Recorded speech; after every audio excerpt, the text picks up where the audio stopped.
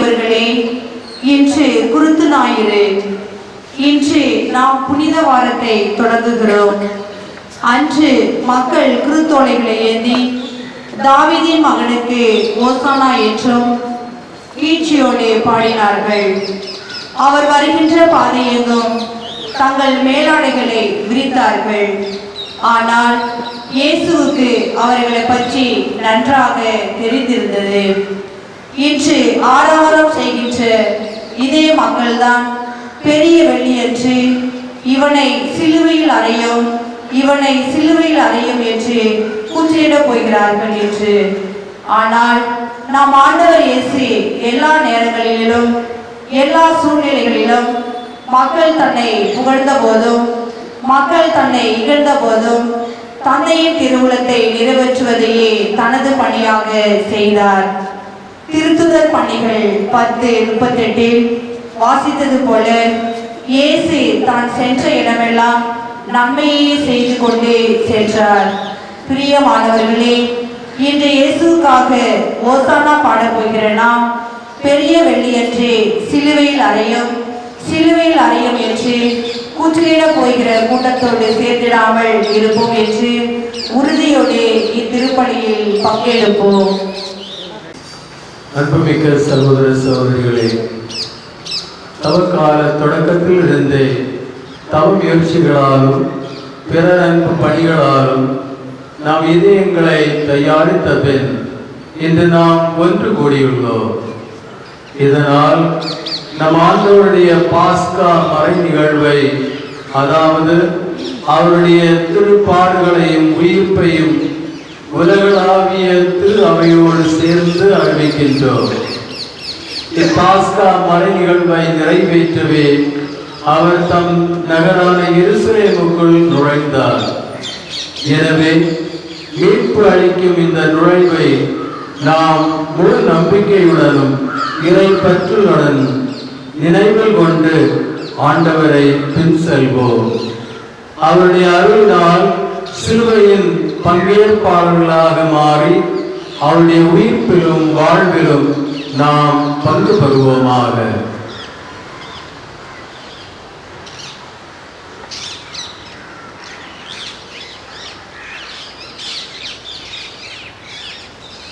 மன்றாடுவோமாக. என்றென்றும் உள்ள எல்லாம் வல்ல இறைவா, குருத்தோலைகளை உமது ஆசியால் புனிதப்படுத்தியருளும். அதனால் கிறிஸ்து அரசரை அக்களிப்புடன் பின்பற்றும் நாங்கள் அவர் வழியாக நிலையான எருசலேமுக்கு வந்து சேர ஆற்றல் பெறுவோமாக. என்றென்றும் வாழ்ந்து ஆட்சி செய்கின்றவர் வழியாக உம்மை மன்றாடுகிறோம்.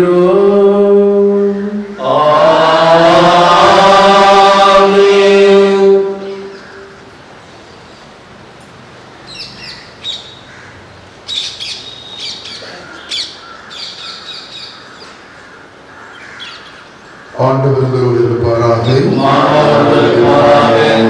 லூக்கா எழுதிய தூய நற்செய்தியிலிருந்து வாசகம். அக்காலத்தில் இயேசு முன்பாகவே எருசலேமுக்கு புறப்பட்டு சென்றார். ஒலிவம் எனப்படும் மலை அருகில் உள்ள பெத்பகு, பெத்தானியா என்ற ஊர்களை நெருங்கி வந்தபோது இரு சீடர்களை அனுப்பினார். அப்போது அவர் அவரிடம், எதிரே இருக்கும் ஊருக்குள் போங்கள். அதில் நுழைந்ததும் இதுவரை யாரும் அமராத ஒரு கழுதை குட்டி கட்டி வைக்கப்பட்டதை காண்பீர்கள். அதை அவிழ்த்துக் கொண்டு வாருங்கள். யாராவது உங்களிடம் ஏன் அவிழ்த்தீர்கள் என்று கேட்டால், இது ஆண்டவருக்கு தேவை என சொல்லுங்கள் என்றார். அனுப்பப்பட்டவர்கள் சென்று அவர் தங்களுக்கு சொன்னவாறே இருக்க கண்டார்கள். அவர்கள் அதை அவிழ்த்துக் கொண்டிருந்த போது கழுதையின் உரிமையாளர்கள், கழுதையை ஏன் அவிழ்த்தீர்கள் என்று அவரிடம் கேட்டார். அதற்கு அவர்கள், இது ஆண்டவருக்கு தேவை என்றார்கள். பின்பு அதை இயேசுவிடம் ஓட்டி வந்தார்கள். அக்கழுதையின் மேல் தங்கள் மேல் உடைகளை போட்டு இயேசுவை அதன் மேல் ஏறச் செய்தார்கள். அவர் போய்க் கொண்டிருந்த போது அவர்கள் தங்கள் வீருடைகளை வழியில் விரித்துக் கொண்டே சென்றார்கள். இயேசு ஒலிவமலை சரிவை நெருங்கினார். அப்போது திறந்திருந்த சீடர் அனைவரும் தாங்கள் கண்ட அனைத்து வல்ல செயல்களுக்காகவும் உரத்த குரலில் மகிழ்ச்சியோடு கடவுளை புகழத் தொடங்கினர். ஆண்டவர் பெயரால் அரசராய் வருகிறவர் ஆசி பெற்றவர், விண்ணகத்திலும் அமைதியும் மாட்சியும் உண்டாகுக என்றனர். அப்போது கூட்டத்திலிருந்து பரிசீலர் சிலர் அணுகி, போதகரே, உம் சீடர்களை கடிந்து கொள்ளும் என்றனர். அதற்கு அவர் மறுமொழியாக, இவர்கள் பேசாதிருந்தால் கற்களை கத்தும் என நான் உங்களுக்கு சொல்லுகிறேன் என்றார். ஆண்டவரின் அருள்வாக்கு.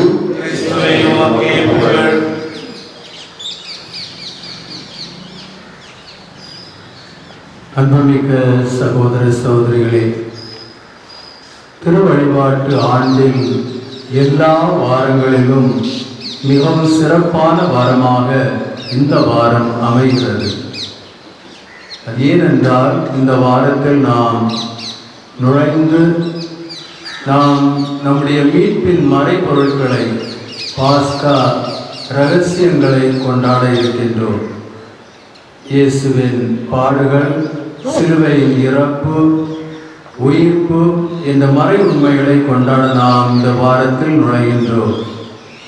40 நாட்கள் நோன்பிருந்து தபசு காலம் என்று அதை அனுசரித்து நம்மை தயார் செய்து இந்த புனித வாரத்தில் நாம் நுழைகின்றோம்.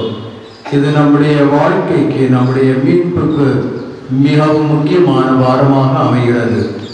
இன்று நம்முடைய மனநிலை இயேசுவின் மனநிலையாக இருக்க வேண்டும். யூதர்களின் மனநிலையை போல் அல்ல. யூதர்கள் நினைத்தது, அவரை ராஜாவாக ஆக்குவோம், அவர் நமக்கு எப்போதும் அவர் உணவு கொடுப்பார், நம்முடைய தேவைகளை நிறைவேற்றுவார் என்ற ஒரு மனநோக்கத்தோடு அவர்கள் அவரை எருசலேமுக்கு எடுத்து செல்கிறார்கள்.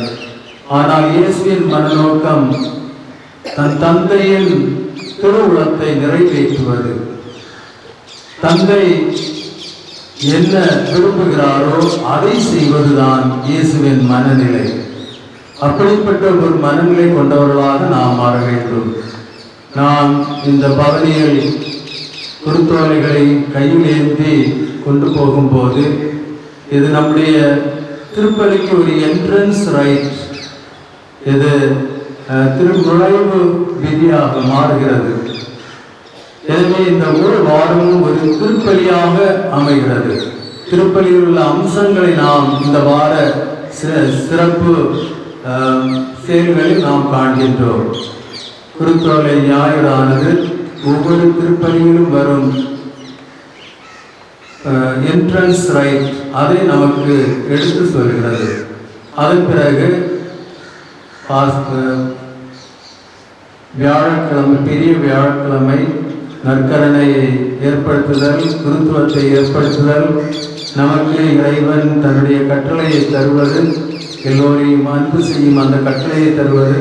அதன் பிறகு அந்த அன்பினால் வெள்ளிக்கிழமை அன்று இயேசு தன்னையே சிலுவையில் நமக்காக, நம்முடைய மீட்புக்காக பலி செலுத்துவது.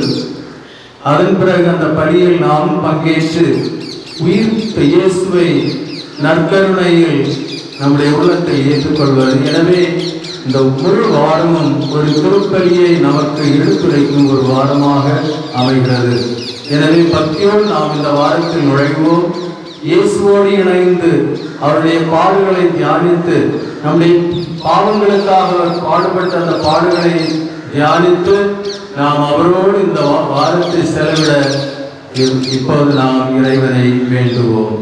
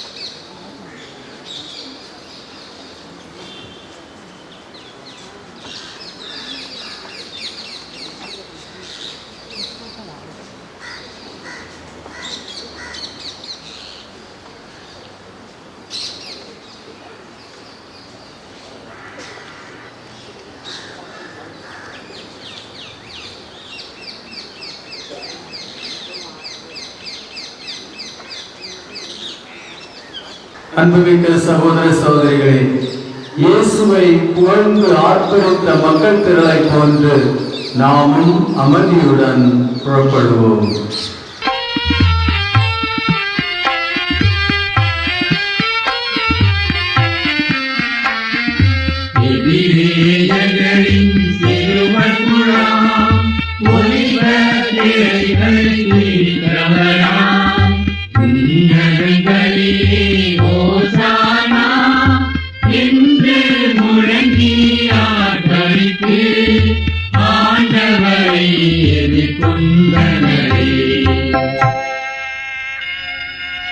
மண்ணுலகும் அதில் நிறைந்த யாவும் ஆண்டவருடையன.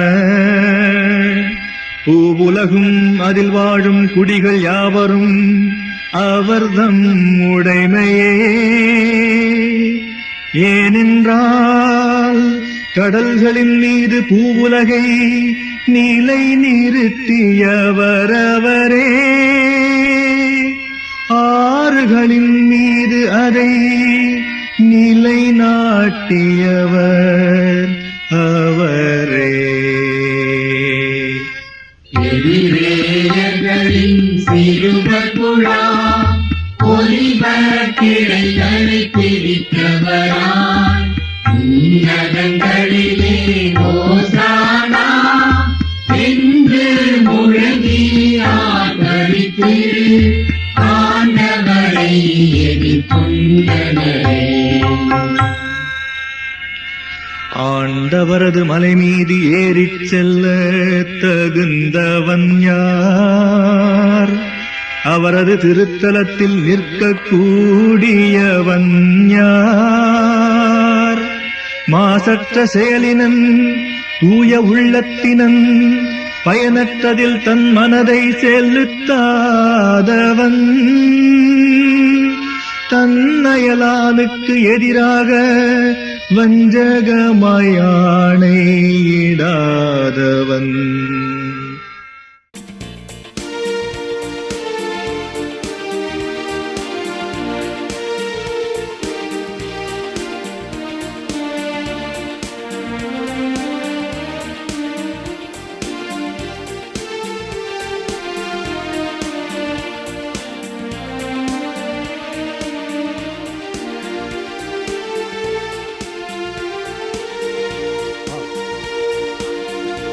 ஆண்டவரே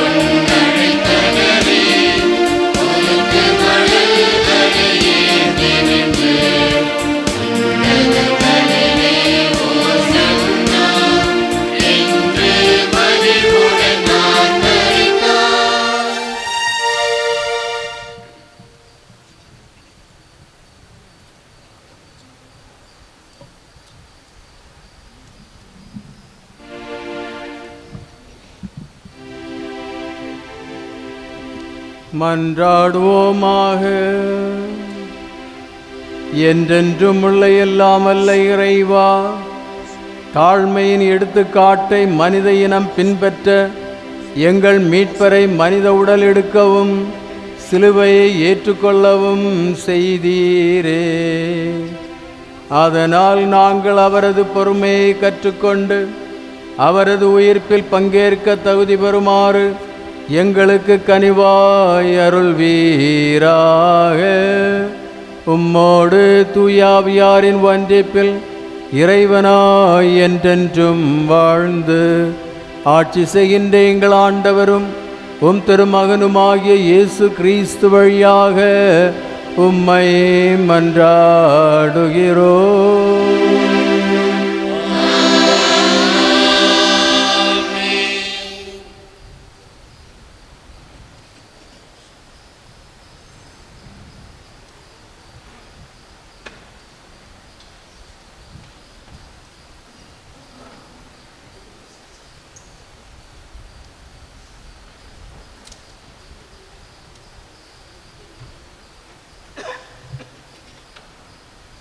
முதல் வாசகம்.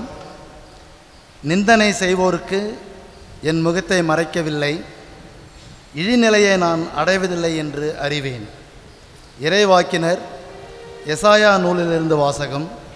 அதிகாரம் 50, திருவசனங்கள் 4 முதல் 7 வரை. நலிந்தவனை நல்வாக்கால் ஊக்குவிக்கும் அறிவை நான் பெற்றிட ஆண்டவராகிய என் தலைவர் கற்றோனின் ஆவை எனக்கு அளித்துள்ளார். காலைதோறும் அவர் என்னை தட்டி எழுப்புகின்றார். கற்போர் கேட்பது போல் நானும் செவி கொடுக்க செய்கின்றார். ஆண்டவராகிய என் தலைவர் என் செவியை திறந்துள்ளார். நான் கிளர்ந்தெழவில்லை, விலகி செல்லவும் இல்லை. அடிப்போருக்கு என் முதுகையும் தாடியை பிடுங்குவோருக்கு என் தாடையையும் ஒப்புவித்தேன். நிந்தனை செய்வோர்க்கும் காரி உமிழ்வோருக்கும் என் முகத்தை மறைக்கவில்லை. ஆண்டவராகிய என் தலைவர் துணை நிற்கின்றார். நான் அவமானம் அடையேன், என் முகத்தை கற்பாரை ஆக்கி கொண்டேன். இழிநிலையை நான் அடைவதில்லை என்று அறிவேன். ஆண்டவரின் அருள்வாக்கு.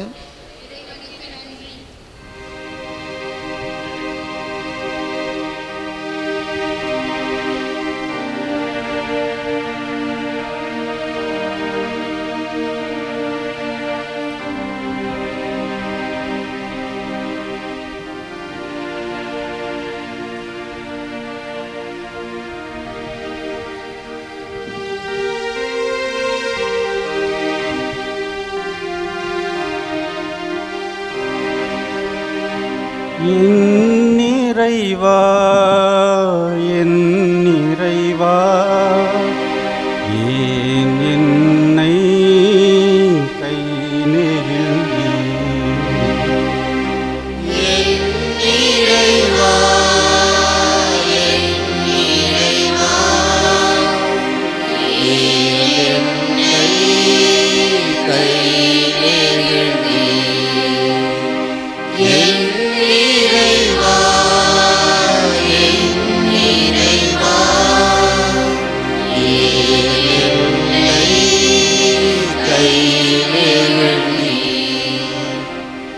என்னை பார்ப்போர் எல்லோரும் என்னை ஏளனம் செய்கின்றனர்.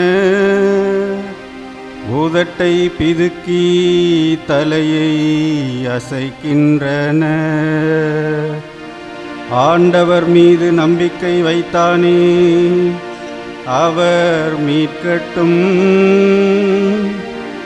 அவருக்கு இவன் மீது பிரியமிருந்தால் இவனை விடுவிக்கட்டும் என்றார்கள்.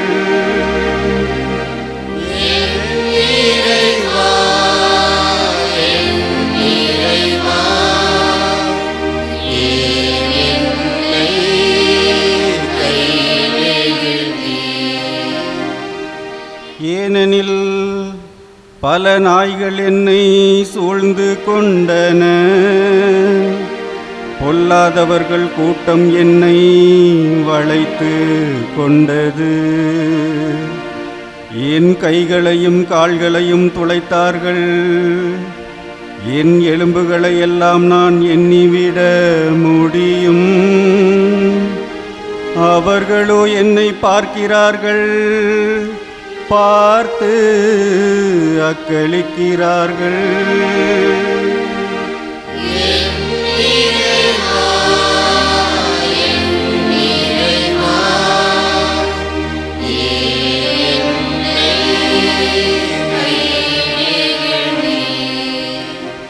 என் ஆடைகளை தங்களுக்குள் பகிர்ந்து கொள்கிறார்கள், என் உடை மீது சீட்டு போடுகிறார்கள். ஆனால் நீரோ ஆண்டவரே, என்னை விட்டு தொலைவில் போய் விடாதேயும்.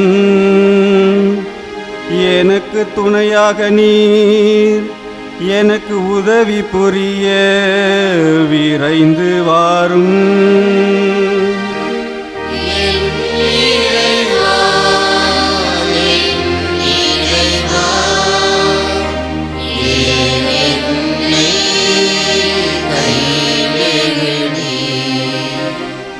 நானோ உன் நாமத்தை என் சகோதரருக்கு வெளிப்படுத்துவேன். சபை நடுவே உம்மை இவ்வாறு போற்றுவேன். ஆண்டவருக்கு அஞ்சுவோரே, அவருக்கு புகழுங்கள். யாக்கோப்பின் சந்ததியே, நீங்கள் அனைவரும் போற்றுங்கள். இஸ்ராயேல் மக்களே, நீங்கள் அனைவரும் அவருக்கு அஞ்சுங்கள்.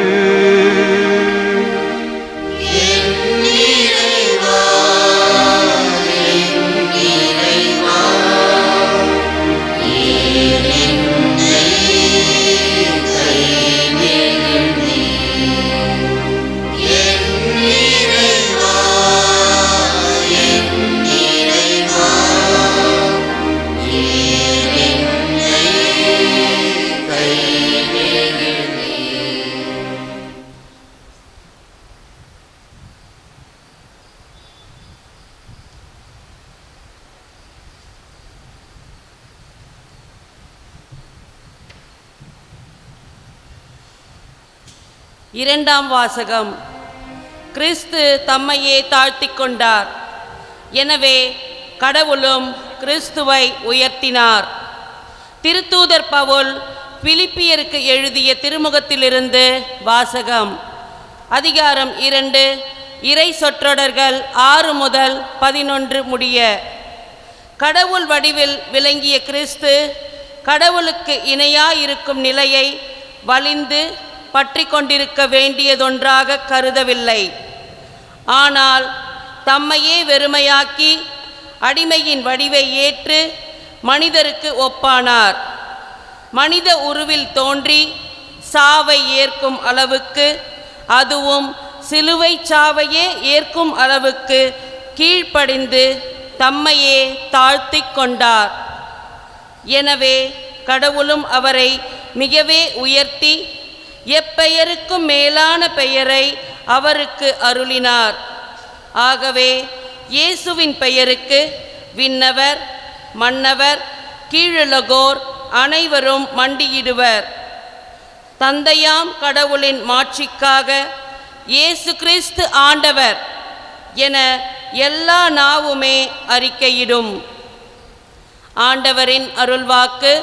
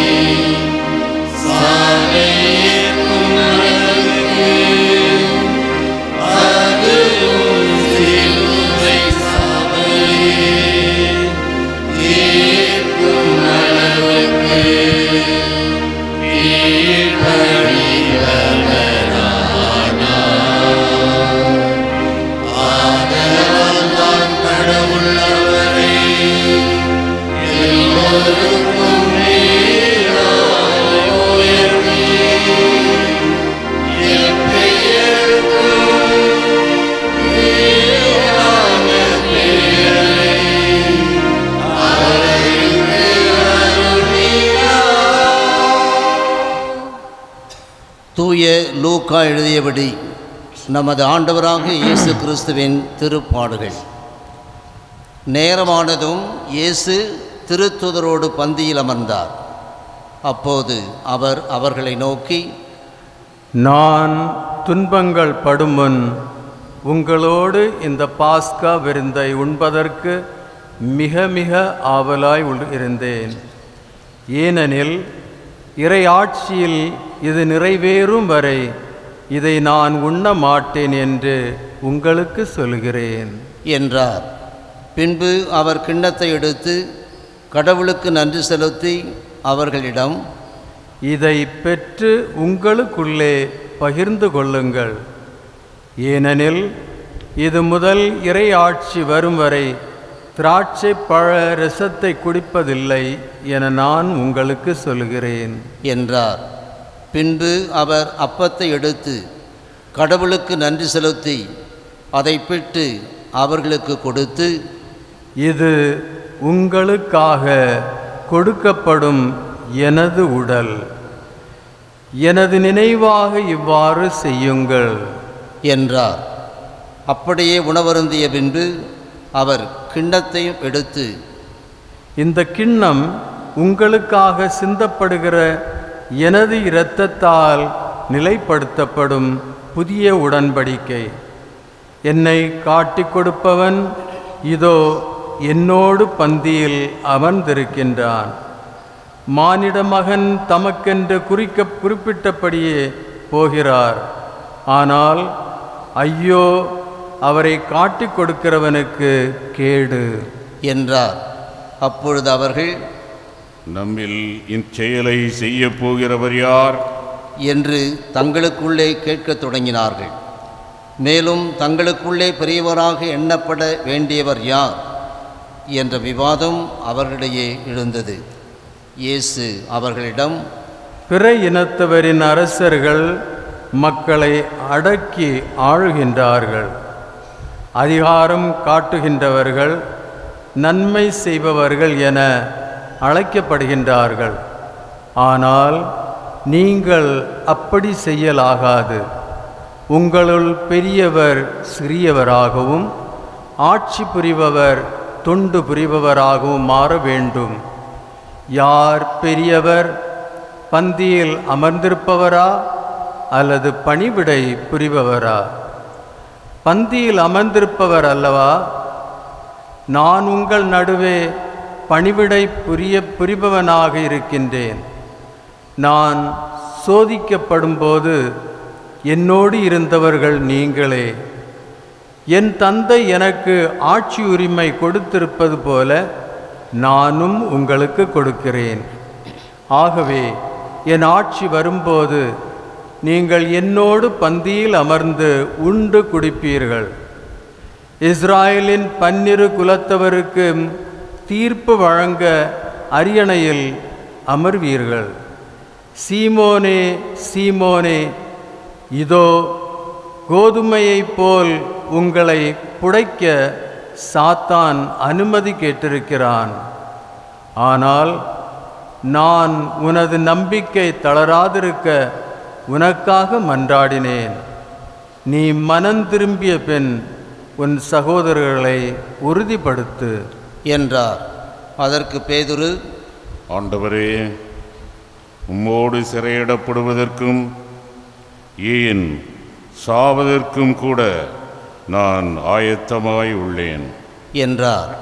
இயேசு அவரிடம், பேதுருவே, இன்றிரவு என்னை தெரியாது என மும்முறை நீ மறுதலிக்கும் முன் சேவல் கூவாது என உனக்கு சொல்லுகிறேன் என்றார். இயேசு சீடர்களிடம், நான் உங்களை பணப்பையோ வேறு பையோ மிது அடியோ எதுவும் இல்லாமல் அனுப்பிய போது உங்களுக்கு ஏதாவது குறை இருந்ததா என்று கேட்டார். அவர்கள், ஒரு குறையும் இருந்ததில்லை என்றார்கள்.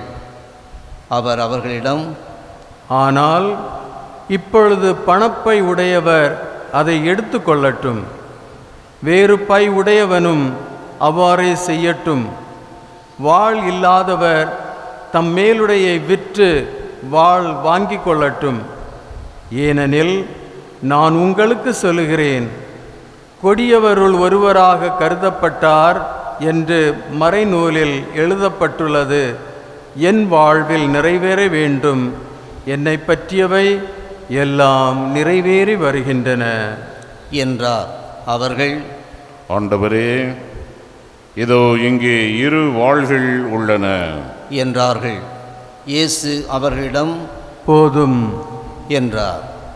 இயேசு அங்கிருந்து புறப்பட்டு தம் வழக்கப்படி ஒலிவமலைக்கு சென்றார். சீடர்களும் அவரை பின்தொடர்ந்தார்கள். அந்த இடத்தை அடைந்ததும் அவர் அவர்களிடம், சோதனைக்கு உட்படாதிருக்க இறைவனிடம் வேண்டுங்கள் என்றார். பிறகு அவர் அவர்களை விட்டு கல்லறி தூரம் விலகிச் சென்று முழந்தாள் படியிட்டு இறைவனிடம் வேண்டினார். தந்தையே, உமக்கு விருப்பமானால் இத்துன்ப கிண்ணத்தை என்னிடமிருந்து அகற்றும். ஆனாலும் என் விருப்பப்படி அல்ல, உம் விருப்பப்படியே நிகழட்டும் என்று கூறினார்.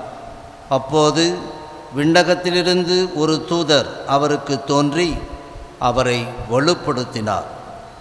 அவரோ மிகுந்த வேதனைக்குள்ளாகவே உருக்கமாய் இறைவனிடம் வேண்டிக் கொண்டிருந்தார். அவரது வியர்வை பெரும் இரத்தத் துளிகளைப் போல தரையில் விழுந்தது. அவர் இறைவேண்டலை முடித்துவிட்டு எழுந்து சீடர்களிடம் வந்தபோது அவர்கள் துயரத்தால் சோர்வுற்று தூங்கிக் கொண்டிருப்பதை கண்டார். அவர்களிடம், என்ன, உறங்கிக் கொண்டா இருக்கிறீர்கள்? சோதனைக்கு உட்படாதிருக்க விழித்திருந்து இறைவனிடம் வேண்டுங்கள் என்றார். இயேசு தொடர்ந்து பேசிக் கொண்டிருந்தபோது இதோ மக்கள் கூட்டமாய் வந்தனர்.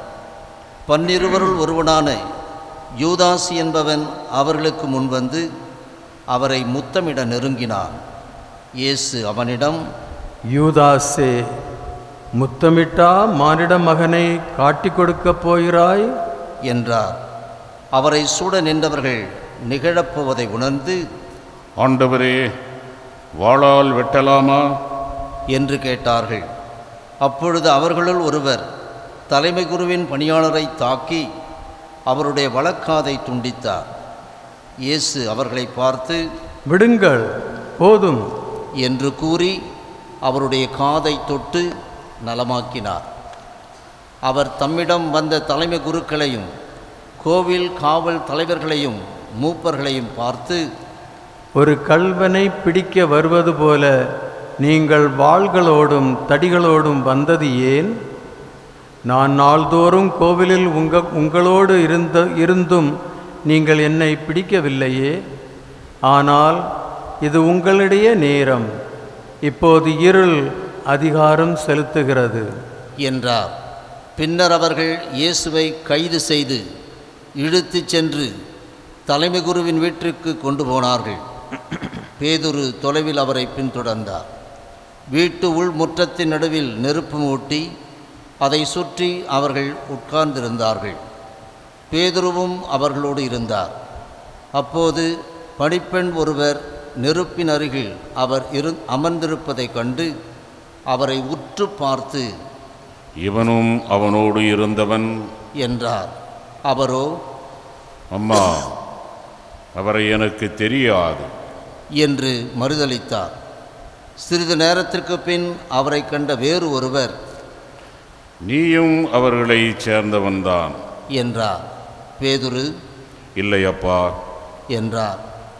ஏறக்குறைய 1 மணி நேரத்திற்கு பின்பு மற்றொருவர், உண்மையாகவே இவனும் அவனோடு இருந்தான், இவனும் கலிலேயன் தான் என்று வலியுறுத்தி கூறினார். பேதுருவோ, நீர் குறிப்பிடுபவரை எனக்கு தெரியாது என்றார். உடனே அவர் தொடர்ந்து பேசிக் கொண்டிருந்த போதே சேவல் கூவிற்று. ஆண்டவர் திரும்பி பேதுருவை கூர்ந்து நோக்கினார்.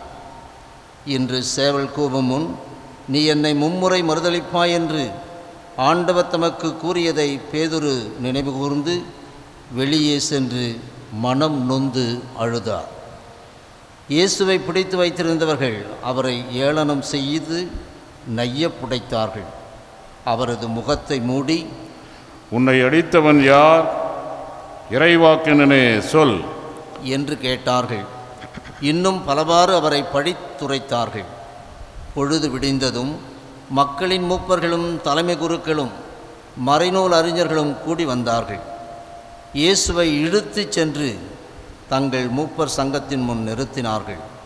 அவர்கள், நீ மெசியாதானா? எங்களிடம் சொல் என்று கேட்டார்கள். இயேசு அவர்களிடம், நான் உங்களிடம் சொன்னால் நீங்கள் நம்ப மாட்டீர்கள். நான் உங்களிடம் கேட்டாலும் பதில் சொல்ல மாட்டீர்கள். இது முதல் மானிட மகன் வல்லவராம் கடவுளின் வலப்புறத்தில் வீற்றிருப்பார் என்றார். அதற்கு அவர்கள் அனைவரும், அப்படியானால் நீ இறைமகனா என்று கேட்டனர். அவரோ, நான் இறைமகன் என நீங்களே சொல்லுகிறீர்கள் என்று அவர்களுக்கு சொன்னார். அதற்கு அவர்கள், இன்னும் நமக்கு சான்றுகள் தேவையா? இவன் வாயிலிருந்தே நாமே கேட்டோமே என்றார்கள். திரண்டிருந்த மக்கள் அனைவரும் எழுந்து இயேசுவை பிலாத்தின் முன் கொண்டு சென்றனர். இவன் நம் மக்கள் சீரழிய காரணமாக இருக்கிறான். சீசருக்கு கப்பம் கட்டக்கூடாது என்கிறான். தானே மெசியாவாகிய அரசன் என்று சொல்லிக் கொள்கிறான். இவற்றையெல்லாம் நாங்களே கேட்டோம் என்று அவர்கள் இயேசுவின் மேல் குற்றம் சுமத்தத் தொடங்கினார்கள்.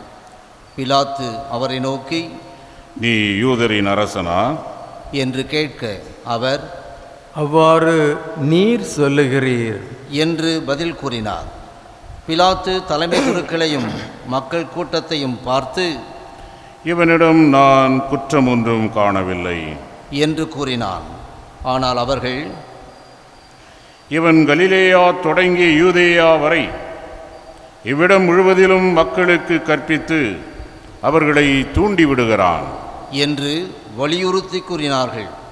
இதை கேட்ட பிலாத்து, இவன் கலிலேயனா என்று கேட்டான்.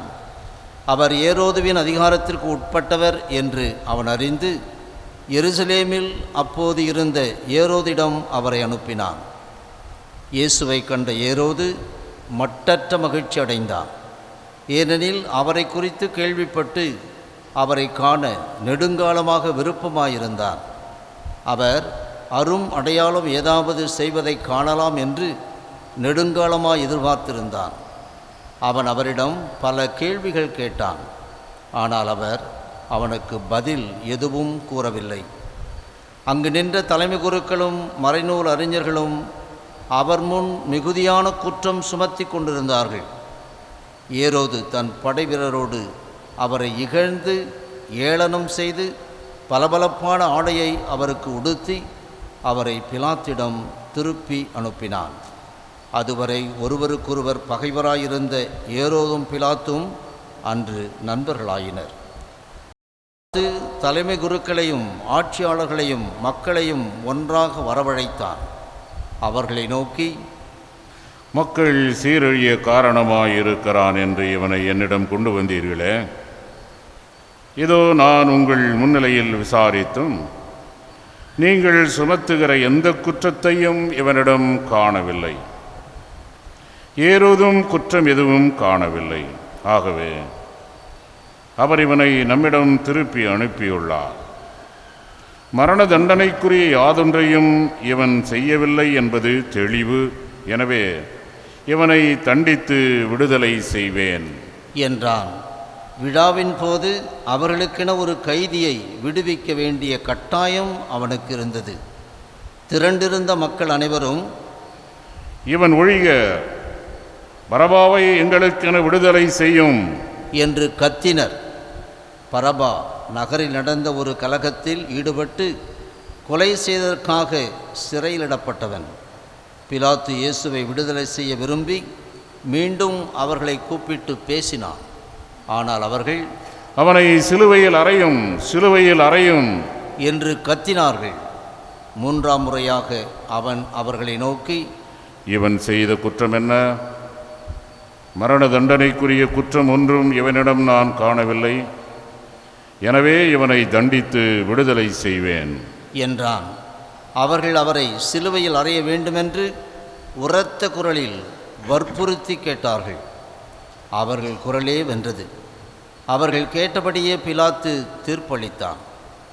கலகத்தில் ஈடுபட்டு கொலை செய்ததற்காக சிறையிலிடப்பட்டிருந்தவனை அவர்கள் கேட்டுக்கொண்டபடியே அவன் விடுதலை செய்தான். இயேசுவை அவர்கள் விருப்பப்படி செய்ய விட்டுவிட்டான். அவர்கள் இயேசுவை இழுத்துச் சென்று கொண்டிருந்தபோது சிரேன் ஊரை சேர்ந்த சீமோன் என்பவர் வயல்வெளியிலிருந்து வந்து கொண்டிருந்தார். அவர்கள் அவரை பிடித்து அவர் மேல் இயேசுவின் சிலுவையை வைத்து அவருக்கு பின் அதை சுமந்து கொண்டு போக செய்தார்கள். பெருந்திரளான மக்களும் அவருக்காக மாரடித்து புலம்பி ஒப்பாரி வைத்த பெண்களும் அவர் பின்னே சென்றார்கள். இயேசு அப்பெண்கள் பக்கம் திரும்பி, எருசலேம் மகளிரே, நீங்கள் எனக்காக அழ வேண்டாம், மாறாக உங்களுக்காகவும் உங்கள் மக்களுக்காகவும் அழுங்கள். ஏனெனில் இதோ ஒரு காலம் வரும், அப்போது மலடிகள் பேறு பெற்றோர் என்றும் பிள்ளை பெறாதவரும் பால் கொடாதவரும் பேறு பெற்றோர் என்றும் சொல்வார்கள். அப்போது அவர்கள் மலைகளை பார்த்து எங்கள் மேல் விழுங்கள் எனவும் குன்றுகளை பார்த்து எங்களை மூடிக்கொள்ளுங்கள் எனவும் சொல்வார்கள். பச்சை மரத்துக்கோ இவ்வாறு செய்கிறார்கள் என்றால் பட்ட மரத்துக்கு என்னதான் செய்ய மாட்டார்கள் என்றார். வேறு 2 குற்றவாளிகளையும் மரண தண்டனைக்காக அவர்கள் அவரோடு கொண்டு சென்றார்கள். மண்டைவோடு எனப்படும் இடத்திற்கு வந்ததும் அங்கே அவரையும் வலப்புறம் ஒருவனும் இடப்புறம் ஒருவனுமாக அக்குற்றவாளிகளையும் அவர்கள் சிலுவையில் அறைந்தார்கள். அப்போது இயேசு, தந்தையே, இவர்களை மன்னியும், ஏனெனில் தாங்கள் செய்வது என்னவென்று இவர்களுக்கு தெரியவில்லை என்று சொன்னார். அவர்கள் அவருடைய ஆடைகளை குலுக்கல் முறையில் பங்கிட்டு கொண்டார்கள். மக்கள் இவற்றை பார்த்து கொண்டு நின்றார்கள். ஆட்சியாளர்கள், பிறரை விடுவித்தான், இவன் கடவுளின் மெசியாவும் தேர்ந்தெடுக்கப்பட்டவனுமானால் தன்னையே விடுவித்துக் கொள்ளட்டும் என்று கேலி செய்தார்கள். படைவீரர் அவரிடம் வந்து புளித்த திராட்சரசத்தை கொடுத்து, நீ யூதரின் அரசனானால் உன்னை காப்பாற்றிக்கொள் என்று எள்ளி நகையாடினர். இவன் யூதரின் அரசன் என்று அவரது சிலுவையின் மேல் எழுதி வைக்கப்பட்டிருந்தது. சிலுவையில் தொங்கிக் கொண்டிருந்த குற்றவாளிகளுள் ஒருவன், நீ மெசியாதானே, உன்னையும் எங்களையும் காப்பாற்று என்று அவரை பழித்துரைத்தான். ஆனால் மற்றவன் அவனை கடிந்து கொண்டு, கடவுளுக்கு நீ அஞ்சுவதில்லையா? நீயும் அதே தீர்ப்புக்குத்தானே உள்ளாகி இருக்கிறாய். நாம் தண்டிக்கப்படுவது முறையே, நம் செயல்களுக்கேற்ற தண்டனையை நாம் பெறுகிறோம். இவர் ஒரு குற்றமும் செய்யவில்லையே என்று பதில் உரைத்தான். பின்பு அவன், இயேசுவே, நீர் ஆட்சி உரிமை பெற்று வரும்பொழுது என்னை நினைவிற்கொள்ளும் என்றான். அதற்கு இயேசு அவனிடம், நீர் இன்று என்னோடு பேரின்ப வீட்டில் இருப்பீர் என உறுதியாக உமக்கு சொல்கிறேன் என்றார். ஏறக்குறைய நண்பகல் 12 மணி முதல் பிற்பகல் 3 மணி வரை நாடெங்கும் இருள் உண்டாயிற்று. கதிரவன் ஒளி கொடுக்கவில்லை. திருக்கோவிலின் திரை நடுவில் கிழிந்தது. தந்தையே, உம் கையில் என் உயிரை ஒப்படைக்கிறேன் என்று இயேசு உரத்த குரலில் கூறி உயிர் துறந்தார். அனைவரும் மண்டியிடுவோம்.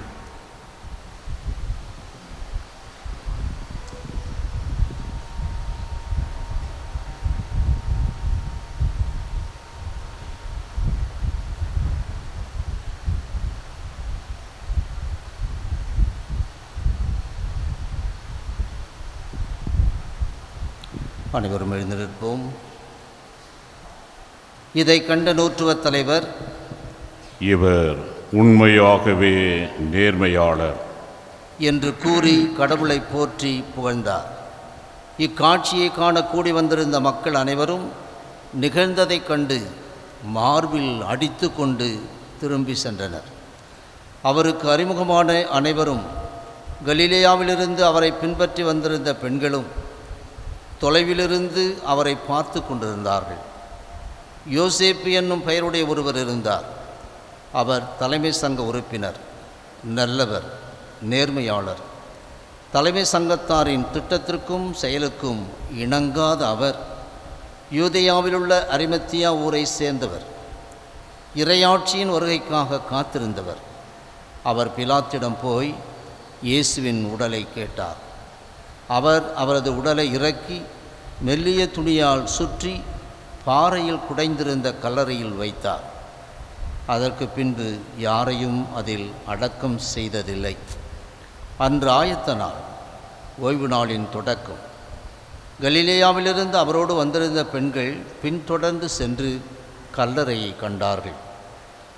அவருடைய உடலை வைத்த விதத்தை பார்த்துவிட்டு திரும்பி போய் நறுமணப் பொருட்களையும் நறுமண தைலத்தையும் ஆயத்தம் செய்தார்கள். கட்டளைப்படி அவர்கள் ஓய்வு நாளில் ஓய்ந்திருந்தார்கள்.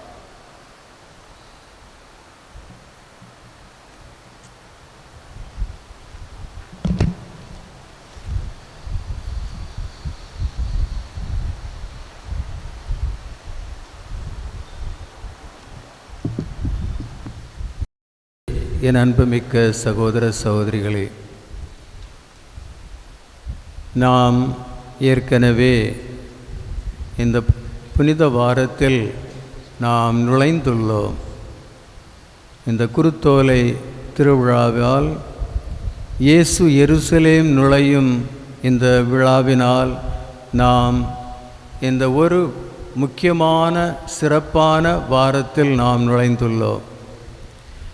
இந்த வாரம் முழுவதும் நான் நினைப்பது, நாம் அனைவரும் இயேசுவின் இந்த சொற்களை மனதில் வைத்துக்கொண்டு தியானிக்க வேண்டும். அந்த சொற்கள் என்ன?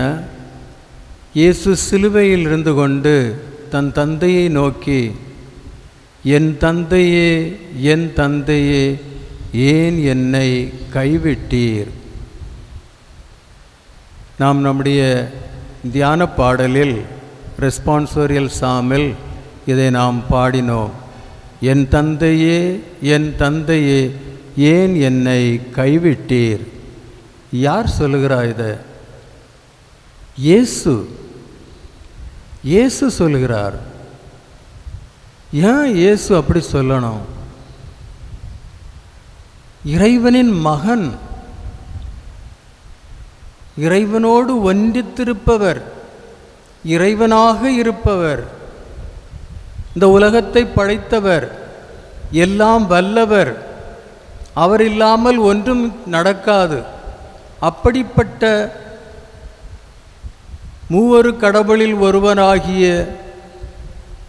தந்தையின் மகன் எனப்படும் இயேசு இப்படி ஏன் சொல்ல வேண்டும்?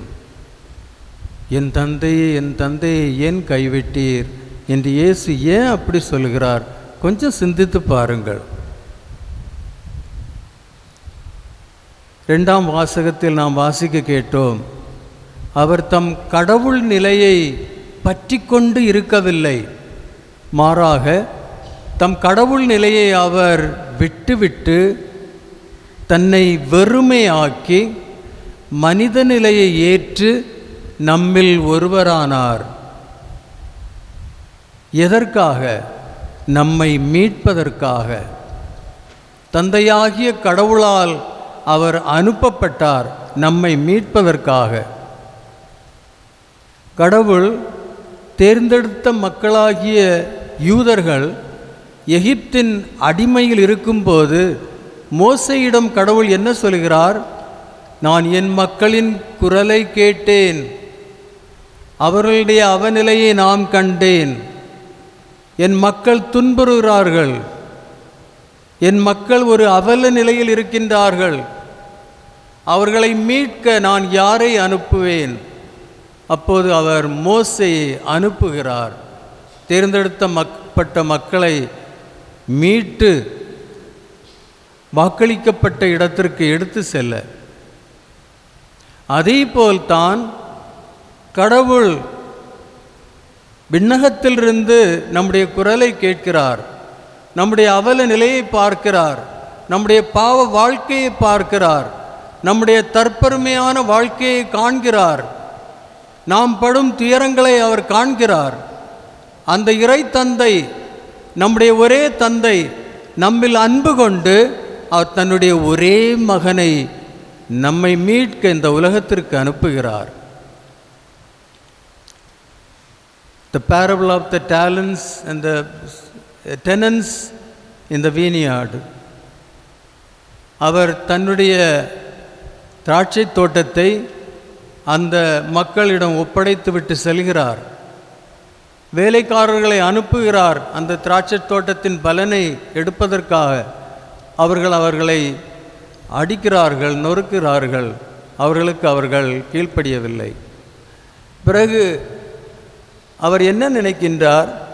என் மகனை நான் அனுப்புவேன், என் மகனுக்கு அவர்கள் செவி கொடுப்பார்கள் என்று தன் மகனை அனுப்புகிறார். அங்கே அவர்கள், ஓ இவர்தான் வாரிசு, இவரை பிடித்து கொன்று விடுவோம், அப்போது திராட்சைரோட்டம் நமதாகிவிடும் என்று அவரை கொன்று விடுகிறார்கள். அதேபோல்தான் தந்தையாகிய கடவுள் நம்மை மீட்பதற்காக தன் ஒரே மகனை இந்த உலகத்திற்கு அனுப்புகிறார். ஆனால் நாம் அவருடைய சொற்களை கேட்காமல், அவரை நம்பாமல், அவரை ஏற்றுக்கொள்ளாமல் அவரை நாம் கொன்றுவிட்டோம். எதற்காக? இந்த உலகத்தை தனதாக்கி கொள்ள. நாம் இந்த உலக பற்றுதல் உள்ளவர்களாக இருக்கின்றோம். நான் நன்றாக வாழ வேண்டும், நான் நெடுநாள் வாழ வேண்டும், எனக்கு ஒரு குறையும் இருக்கக்கூடாது, என்னுடைய எல்லா தேவைகளும் நிறைவேற வேண்டும், நான் இந்த உலகத்தில் ஆள வேண்டும், எல்லாம் எனக்கு அடிபணிய வேண்டும் என்ற ஒரு தற்பெருமை நம்மை ஆளுகின்றது. அந்த தற்பெருமையில் இந்த உலகத்தை தனதாக்கி கொண்டு வாழ்க்கை நடத்த போதுதான் நாம் இயேசுவை புறக்கணிக்கின்றோம். இந்த உலகம் யாருக்கு சொந்தம்? நம்மிடம் இருப்பது யாருக்கு சொந்தம்? நம்முடைய குடும்பம் யாருக்கு சொந்தம்? நம்முடைய பெற்றோர்கள் யாருக்கு சொந்தம்? நம்முடைய பிள்ளைகள் யாருக்கு சொந்தம்? நம்முடைய நிலங்கள் யாருக்கு சொந்தம்?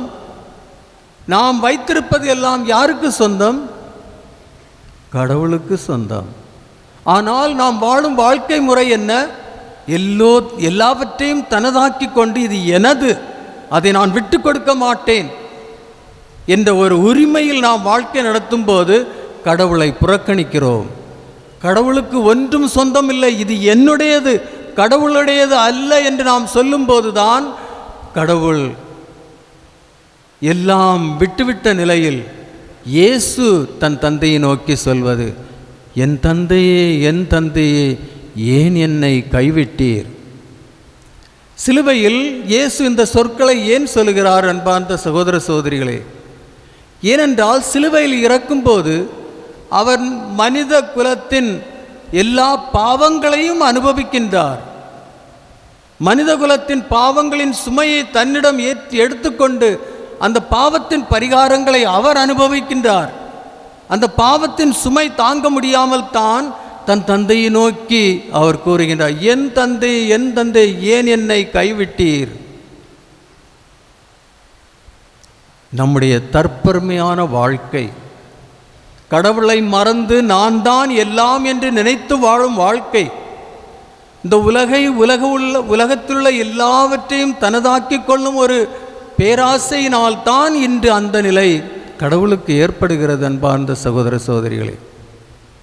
எனவே இந்த சிறப்பான வாரத்தில் நாம் இந்த வார்த்தையை மனதில் வைத்துக்கொண்டு தியானித்து இந்த வாரத்தை செலவிட முன்வர வேண்டும். என் தந்தையே, என் தந்தையே, ஏன் என்னை கைவிட்டீர்? இயேசு இந்த வார்த்தைகளை என்னால் தான் சொல்கிறார், யூதர்களால் அல்ல, பிறரால் அல்ல. என்னுடைய வாழ்க்கை அவருடைய நற்செய்திக்கு தகுந்த முறையில் இல்லாததால் தான் அவருக்கு இந்த சொற்களை சொல்ல நேரிட்டது. இன்று நாம் குருத்தோலைகளை ஏந்தி அவருக்கு புகழ் பாடி இந்த பேராலயத்திலே நுழைந்தோம். எப்படி யூதர்கள் ஒலிவ கிளைகளை தன்னை எடுத்துக்கொண்டு இயேசுவை எருசலேமுக்கு கொண்டு வந்தார்கள். அவர் இயேசு எருசலேமில் நுழையும் போது அவர்கள் என்ன நினைத்தார்கள்? இவர் நுழைந்து அரசனாக போகிறார், நமக்கு எல்லா தேவைகளையும் நிறைவேற்றுவார், நமக்கு எல்லாவற்றையும் செய்து தருவார், நமக்கு ஒரு குறையும் இராது, அவர் நமக்கு தேவையான உணவை கொடுப்பார், நம்முடைய நோய்களை குணமாக்குவார், நிறைய புதுமைகளை செய்வார், நிறைய அற்புதங்களை செய்வார், ஒரு அற்புத ராஜா நமக்கு கிடைக்கிறார் என்ற ஒரு நோக்கத்தில் தான், இந்த உலகை முழுதும் தனதாக்கி கொள்ளும் நோக்கத்தில் தான் அவர்கள் இயேசுவை எருசலேமுக்கு எடுத்து சொல்கிறார்கள். ஆனால் இயேசு என்ன நினைத்து கொண்டு போகிறார்? கழுதையின் மேல் ஏறி இறந்து கொண்டு அவர் தந்தை எருசலேமை நோக்கி சொல்வது தன் தந்தையின் சித்தத்தை நிறைவேற்றுவதற்காக, இந்த உலகத்தை ஆளுவதற்காக ஒரு ராஜாவாக மாறும் எண்ணம் இயேசுவின் மனதில் இல்லவே இல்லை. ஆனால் மக்கள் அதைத்தான் நினைத்து கொண்டு ஓசானா என்று பாடிக்கொண்டு அங்கே செல்கிறார்கள். ஆனால் இயேசுவின் மனநிலை தந்தையின் சித்தத்தை நிறைவேற்று. தந்தையின் சித்தம் என்ன? என் மக்களை யார் மீட்பார்? நாம் தான் தந்தையின் மக்கள். என் மக்களுடைய துன்பம் துயரங்களிலிருந்து யார் இவர்களை விடுவிப்பார்கள்? என்னுடைய ஒரே மகன் இயேசு தன்னுடைய சிலுவை பாடுகளாலும் சிலுவை மரணத்தாலும் உயிர்ப்பாலும் அவர்தான் இந்த மக்களை அவர் மீட்க முடியும். இந்த முழு வாரமும் அந்த மறை உண்மைகளை தியானிக்கும் வாரமாக அமைகிறது. அன்பார்ந்த சகோதர சகோதரிகளே, இன்னும் நாம் ஆழமாக இதை பற்றி சிந்தித்தால் இயேசுவுக்கு இந்த நிலை ஏன் ஏற்படுகிறது? இயேசு ஏன் கழுதையின் மேல் ஏறி எருசலேமுக்கு நுழைகிறார்? இயேசு ஏன் இந்த நிலையை ஏற்றுக்கொள்கிறார்? ஏனென்றால் இந்த உலகத்தில் பாவம் தற்பெருமையால் தான் வந்தது. ப்ரைடு. நம்முடைய ஆதி பெற்றோர்கள் ஆதாமோர் ஏவா, சாத்தான் அவர்களிடம் என்ன சொன்னது? இந்த பழத்தை தின்றால் நீங்கள் கடவுளாகி விடுவீர்கள், எல்லாம் உங்களுக்காக மாறிவிடும். அவர் கடவுளுக்கு அடிபணிந்து நம்மை தன் சாயலாக உண்டாக்கி அந்த கடவுளுக்கு அடிபணிந்து அவருடைய சொற்களுக்கு ஏற்ற வாழ்க்கை வாழ அவர்கள் நினைக்காமல் சாத்தானின் அந்த சோதனைக்கு உட்பட்டு நாம் எல்லாவற்றிற்கும் அரசராகவும் தலைவர்களாகவும் நாம் எல்லாம் நமக்கு சொந்தமாகிவிடும், எல்லாவற்றையும் நாம் ஆள முடியும் என்ற ஒரு சோதனை தான் நம்முடைய ஆதி பெற்றோர்களுடைய சோதனை.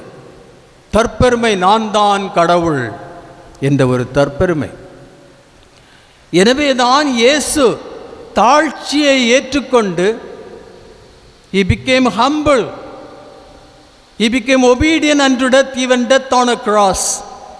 தாழ்ச்சியை ஏற்றுக்கொண்டு கழுதையின் மேல் ஏறி தாழ்ந்து தன்னை முற்றிலும் வெறுமையாக்கி தன் இறை தந்தையின் சித்தத்தை, கடவுளின் சித்தத்தை நிறைவேற்றுவதற்காக எருசலேமுக்கு செல்கிறார்.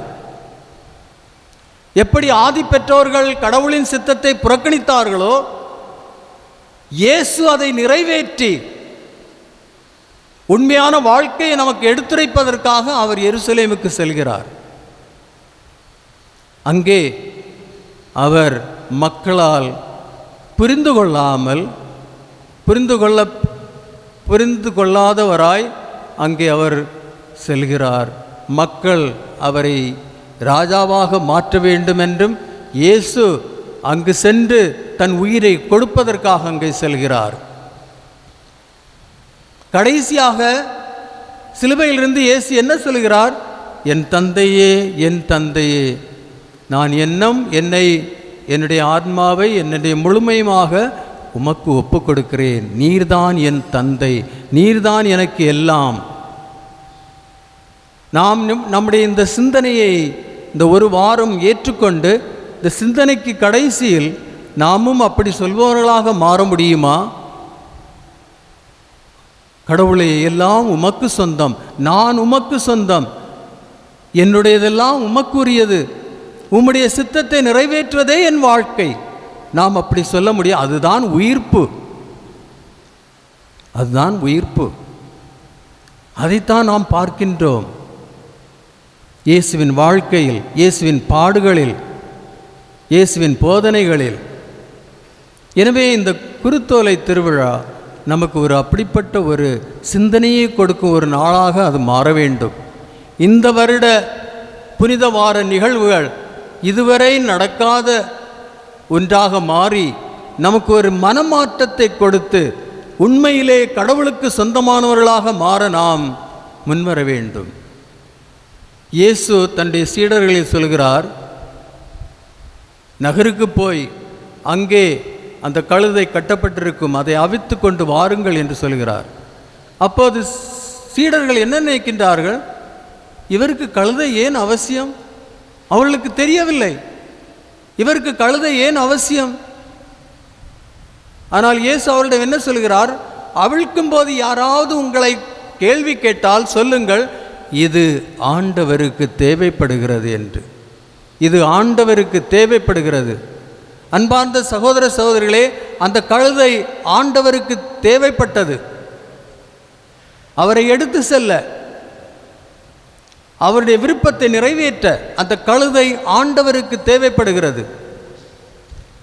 நாம் இன்று கடவுளுக்கு தேவைப்படுகிறோம், கடவுள் நமக்கு தேவைப்படுகிறார்.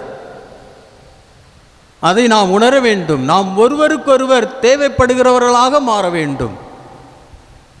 அந்த சீடர்கள் சொன்னது, இது ஆண்டவருக்கு தேவைப்படுகிறது.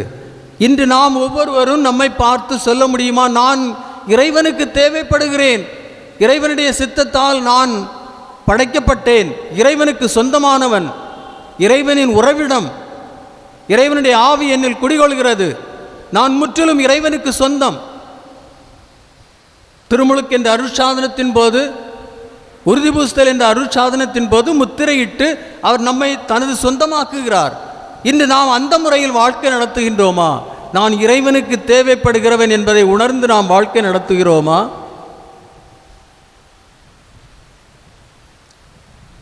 நாம் எப்போதும் அந்த இறைவனோடு இருக்கின்றோமா? அந்த கழுதையானது இயேசுவை எடுத்துக்கொண்டு எருசலேமுக்கு நுழைகிறது. அங்கே எவ்வளவு வரவேற்பு! ஒலிவக் கிளைகளையும் ஆடைகளையும் எடுத்து வழியிலே போட்டு அங்கே வரவேற்பு நடக்கிறது. அப்போது அந்த கழுதை என்ன நினைக்கின்றது? ஆஹா, இதுவரை நான் இங்கு வரும்போது மக்கள் கல்லால் எறிந்து என்னை விரட்டினார்கள், ஆனால் இன்று என்ன ஒரு புதுமை நடக்கிறது, இன்று எல்லோரும் என்னை வரவேற்கிறார்கள். அந்த கழுதை அப்படிதான் நினைத்தது. இன்று என்ன வரவேற்பு! என் கால் மண்ணில் படாதவாறு கிளைகளும் ஒலிவக் கிளைகளும் துணிகளும் விரிக்கப்படுகின்றன என்று பெருமைப்பட்டது அந்த கழுதை. ஆனால் அந்த கழுதை இயேசுவை சுமந்து கொண்டு போகின்றது. அதனால் தான் அந்த வரவேற்பு.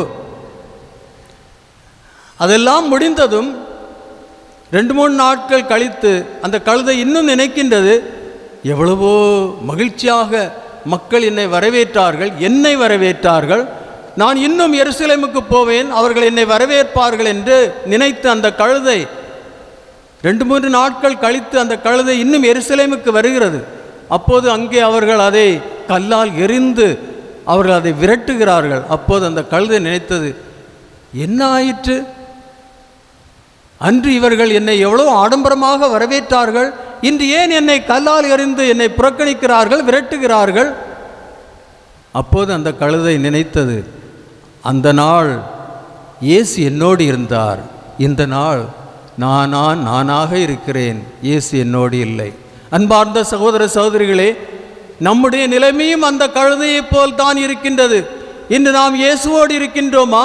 இன்று என்னுடைய வாழ்க்கை இயேசுவுக்கு சொந்தமான வாழ்க்கையாக இருக்கிறதா? இன்று நான் முற்றிலும் இயேசுவுக்கு சொந்தமானவனாக இருக்கின்றேனா? அவருடைய சொல்படி நடப்பவனாக இருக்கின்றேனா? இல்லை. அதனால்தான் நான் இன்றைய வாழ்க்கையில் இந்த துன்பங்களை நேரிட முடிகிறது. இந்த துன்பங்கள், துயரங்கள், வெறுப்புகள், பிளவுகள், இது எல்லாம் இயேசு நம்மோடு இல்லாததால் தான்.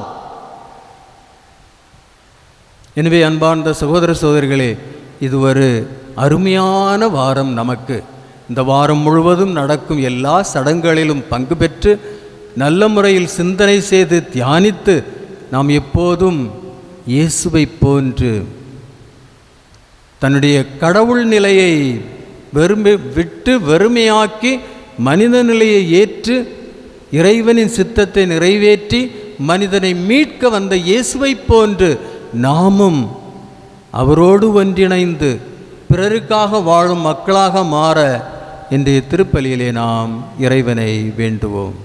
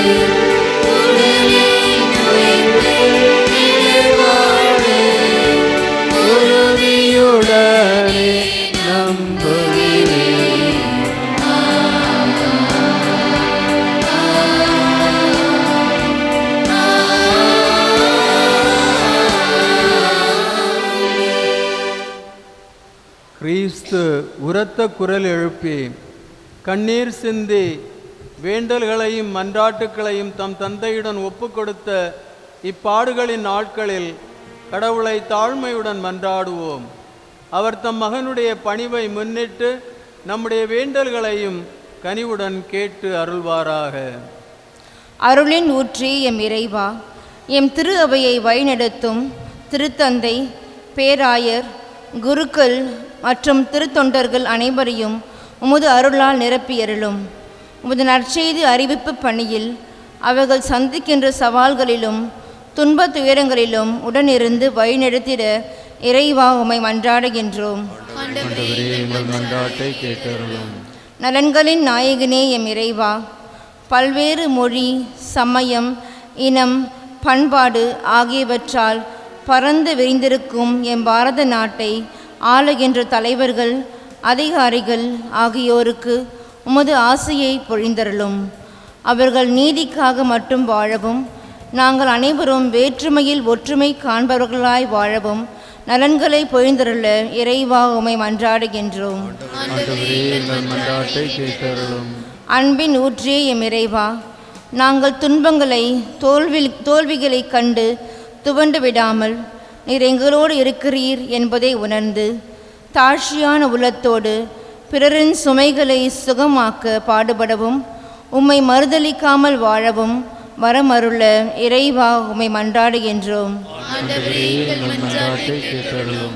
மீட்பின் நாயகனே எம் இறைவா, புனித வாரத்தில் நுழைகின்ற நாங்கள் அனைவரும் வெறும் பார்வையாளர்களாக மட்டும் இருந்து விடாமல் உண்மையான மனநிலையோடு தீமைகளை களைந்து திரு வழிபாட்டு நிகழ்வுகளில் முழுமையாக பங்கெடுத்து பரிசுத்த வாழ்வை வாழ வரமருள இறைவா உம்மை மன்றாடுகின்றோம். ஆண்டவரே, உம்மை நோக்கி மன்றாடும் மக்களுக்கு துணையாக வாரும். எங்கள் ஆற்றலினால் அடைய இயலாததை உம் திருமகனுடைய பாடுகளின் பயனாக பெற்றுக்கொள்ள செய்தருளும். என்றென்றும் வாழ்ந்து ஆட்சி செய்கின்ற அவர் வழியாக உம்மை மன்றாடுகிறோம்.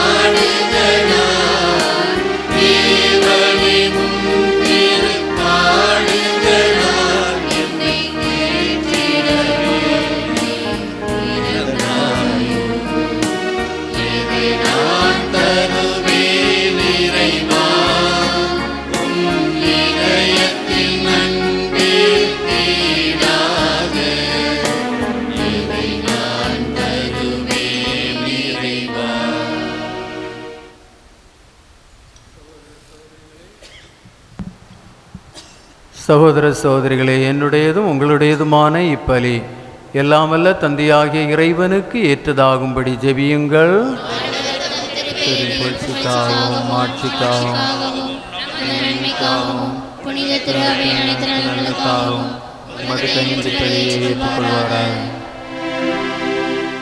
ஆண்டவரே, உம் ஒரே திருமகனின் பாடுகளால் நீர் எம்மீது கொண்டுள்ள இரக்கம் நெருங்கி வருவதாக. எங்கள் செயல்களால் தகுதியற்றவர்களாயினும் இந்த ஒரே பலியின் ஆற்றலால் உமது இரக்கத்தை முன்கூட்டியே நாங்கள் கண்டுணர்வோமாக. எங்கள் ஆண்டவராகிய கிறிஸ்து வழியாக உம்மை மன்றாடுகிறோம்.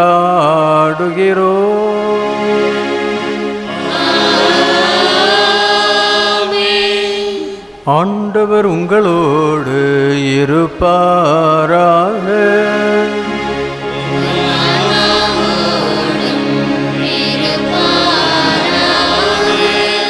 இது எங்களை மேலே எழுப்புங்கள்.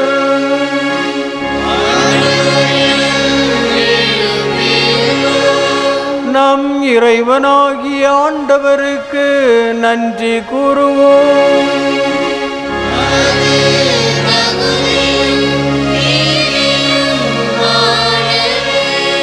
ஆண்டவரே, தூயவரான தந்தையே, என்றும் உள்ள எல்லாம் வல்ல இறைவா, எங்கள் ஆண்டவராகிய கிறிஸ்து வழியாக எந்நாளும் எவ்விடத்திலும் நாங்கள் உமக்கு நன்றி செலுத்துவது மெய்யாகவே தகுதியும் நீதியுமாகும். எங்கள் கடமையும் மீட்புக்குரிய செயலுமாகும்.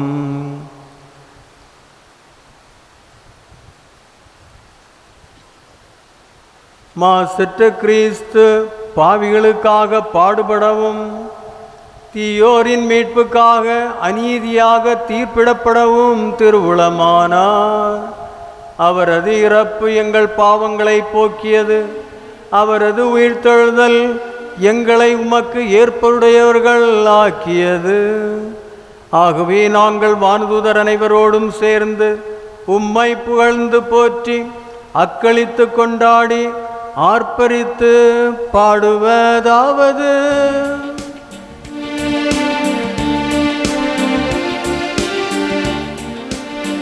தூயவர் தூயவர் தூயவர் வான் படைகளின் கடவுளம் ஆண்டவர். விண்ணகமோ மண்ணகமோ உமது மாட்சியால் நிறைந்துள்ளன. உன்னதங்களிலே ஓசன்னா, உன்னதங்களிலே ஓசன்னா. ஆண்டவர் பெயரால் வருகிறவர் ஆசீர் பெற்றவர். உன்னதங்களிலே ஓசன்னா, உன்னதங்களிலே ஓசன்னா. ஆண்டவரே, நீர் மெய்யாகவே தூயவர். உம்முடைய படைப்புகளெல்லாம் உம்மை புகழ்வது தகுமே.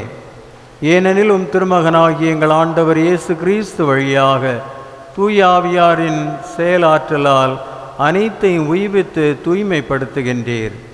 கதிரவன் தோன்றி மறையும் வரை உமது பேருக்கு தூய காணிக்கையை ஒப்பு கொடுக்குமாறு உமக்கென மக்களை இடையராது ஒன்று சேர்த்து வருகின்றீர்.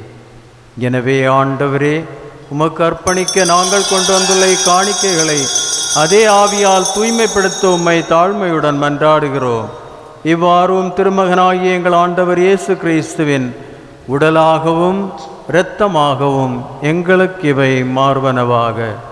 அவர் பணித்தவாறே இம்மறை நிகழ்வுகளை கொண்டாடுகின்றோம். ஏனெனில் அவர் காட்டிக் கொடுக்கப்பட்ட இரவில் அப்பத்தை எடுத்து உமக்கு நன்றி செலுத்தி ஆசி வழங்கி அதை பிட்டு தம் சீடர்களுக்கு அளித்து அவர் கூறியதாவது: அனைவரும் இதிலிருந்து பெற்று உண்ணுங்கள், ஏனெனில் இது உங்களுக்காக கையளிக்கப்படும் என் உடல்.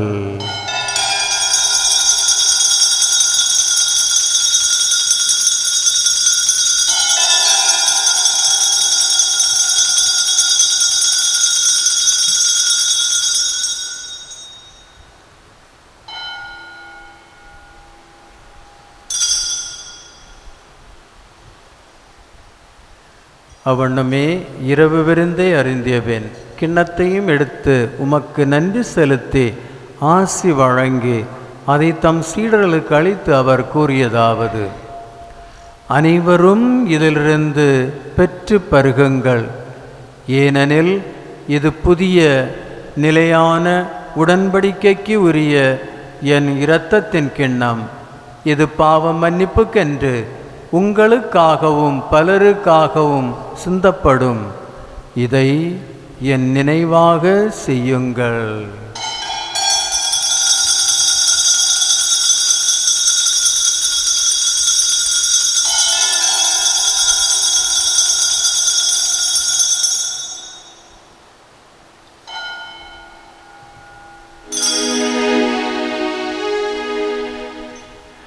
நம்பிக்கையின் மறைபொருள்.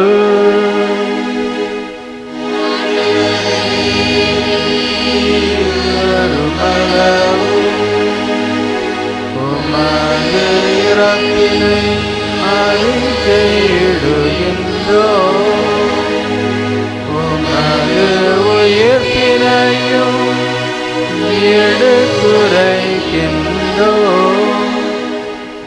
ஆகவே ஆண்டவரே, உம் திருமகனின் மீட்பு அளிக்கும் பாடுகளையும் வியப்புக்குரிய உயிர்ப்பையும் விண்ணேற்றத்தையும் நாங்கள் நினைவு கூறுகின்றோம். இவர் மீண்டும் வருவாரென எதிர்பார்த்திருக்கும் நாங்கள் இப்புனிதமான உயிருள்ள பலியை நன்றி செலுத்தி உமக்கு ஒப்பு கொடுக்கின்றோம். உமது திரு அவையின் காணிக்கையை கண்ணோக்கி அருள உம்மை மன்றாடுகின்றோம். இப்பலியினால் நீர் உளம் கனிய திருவுளமானீர். இவ்வாறு உம்முடைய திருமகனின் திரு உடல் திரு இரத்தத்தால் ஊட்டம் பெறும் நாங்கள் அவருடைய தூய ஆவியால் நிரப்ப பெற்று கிறிஸ்துவுக்குள் ஒரே உடலும் ஒரே உள்ளமும் உடையவராக விளங்க செய்வீராக. இவரை எங்களை உமக்கு என்றும் காணிக்கையாக்குவாராக. இவ்வாறு உம்மால் தேர்ந்து கொள்ளப்பட்டவர்களோடு முதலாக புனிதமிக்க கன்னியும் கடவுளின் தாயுமான மரியா, அவருடைய கணவரான புனித யோசேப்பு, புனித திருத்தூதர்கள், மாட்சிமிகு மறைசாட்சியர், மற்ற புனிதர் அனைவரோடும் நாங்கள் உரிமை பெற்றுக்கு தகுதியுடையோர் ஆவோமாக. இவர்களின் வேண்டல்களால் நாங்கள் என்றும் உமது உதவியை பெறுவோம் என உறுதியோடு இருக்கின்றோம்.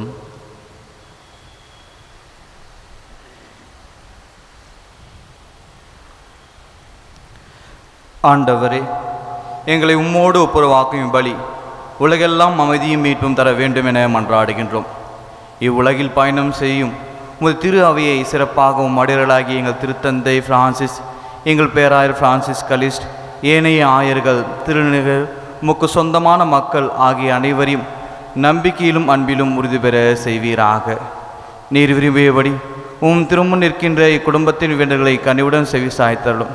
கனிவுள்ள தந்தையே, எங்கும் சிதறண்டிருக்கும் பிள்ளைகளை கனிவுடன் உம்மோடு சேர்த்து கொள்ளும்.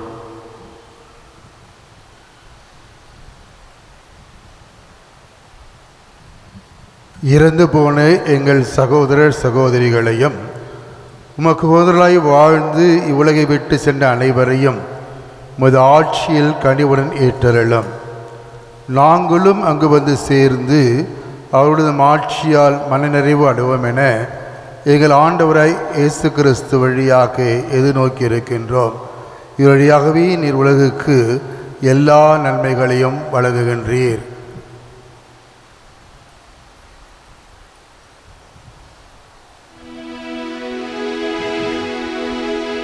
இவர் வழியாக இவரோடு இவரில் எல்லாம் வல்ல இறைவனாகிய தந்தையே, தூய ஆவியாரின் ஒன்றிப்பில் எல்லா புகழும் மாட்சியும் என்றென்றும் உமக்கு உரியதே.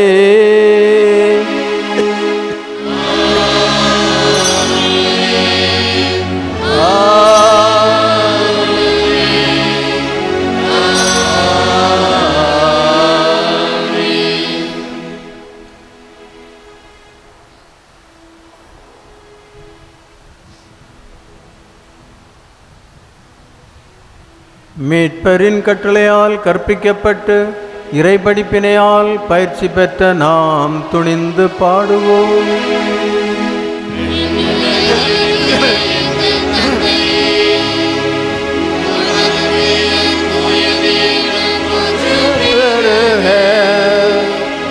உமது ஆட்சி,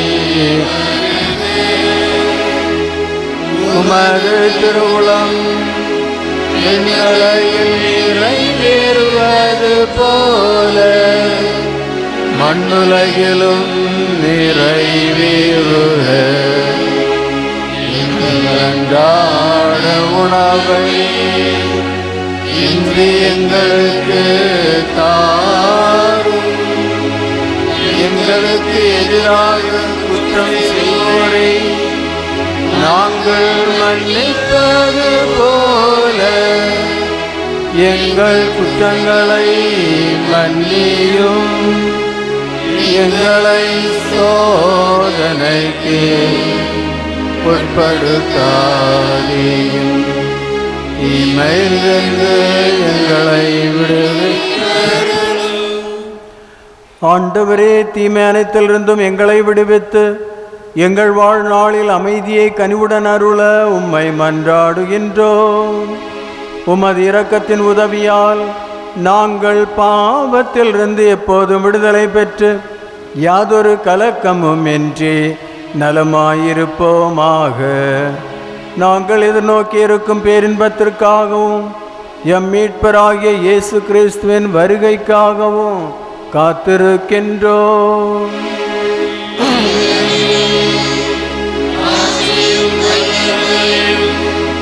மாட்சியும் என்றென்றும் உமதே. ஆண்டவரே இயேசு கிறிஸ்துவே, அமைதியை உங்களுக்கு விட்டு செல்கின்றேன், என் அமைதியையே உங்களுக்கு அளிக்கின்றேன் என்று உம் திருத்தூதர்களுக்கு மொழிந்தீரே. எங்கள் பாவங்களை பாராமல் உமது திரு அவையின் நம்பிக்கையை கண்ணோக்கி உமது திருவுளத்துக்கு ஏற்ப அதற்கு அமைதியையும் ஒற்றுமையையும் அளித்தருள்வீராக. என்றென்று வாழ்ந்து ஆட்சி செய்கின்றவ நீரே.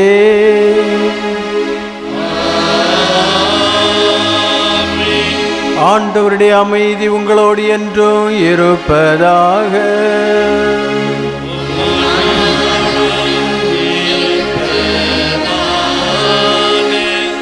ஒருவருக்கொருவர் அமைதியை பகிர்ந்து கொள்வோம்.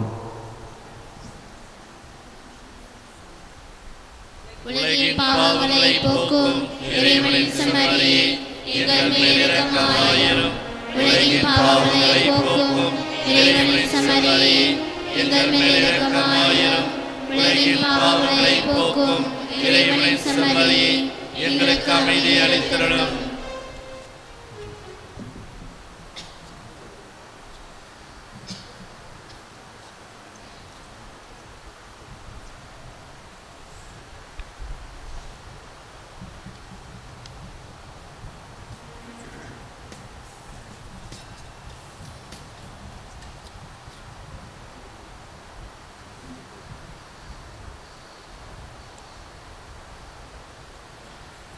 இதோ இறைவனின் செம்மறி, இதோ உலகின் பாவங்களை போக்குபவர். செம்மறியின் விருந்துக்கு அழைக்கப்பட்டவர் பேறு பெற்றோர். நான் தகுதியற்றவன், ஆனால் ஒரு வார்த்தை மட்டும் சொல்லலாம், எனது ஆன்மா நலமடையும்.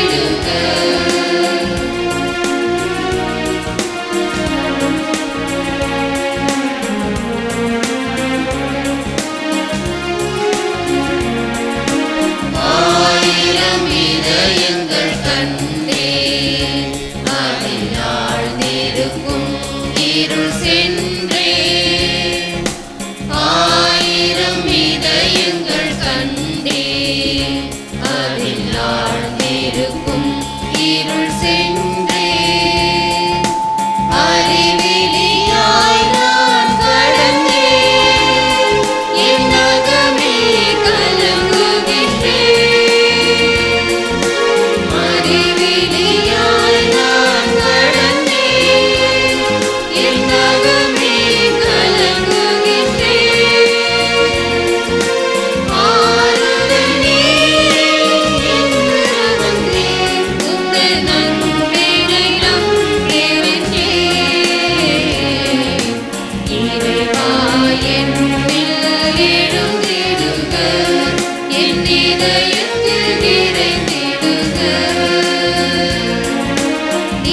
நீரில்லாமல் வாழ்ந்திருக்கும் என் செயலை மாற்றிடுக,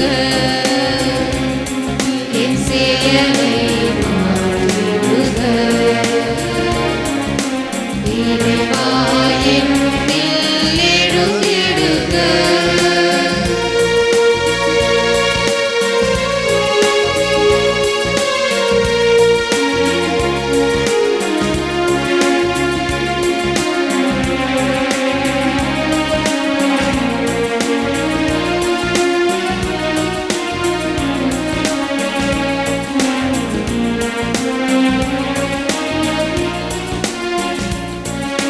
மனதிற்கு அமைதி இல்லை, என் மறுமைக்கு வழியொன்றும் இல்லை. மனதிற்கு அமைதி இல்லை, என் மறுமைக்கு வழியொன்றும் இல்லை. வாழ்வுக்கு சுவையேதும் இல்லை, என் வழியினில் வளமில்லை.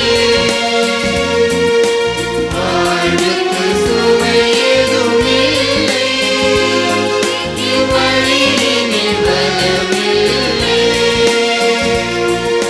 நீ என்னை உயர்வில்லை, உள்ளம் நீ அதில் கொள்வதில்லை. இறைவா என்னில் எழுந்திடுக, என் இதயத்தில் நிறைந்திடுக. நீ இல்லாமல் வாழ்ந்திருக்கும் என் செயலை மாற்றிடுக, என் செயலை மாற்றிடுக. இறைவா என்னில் எழுந்திடுக.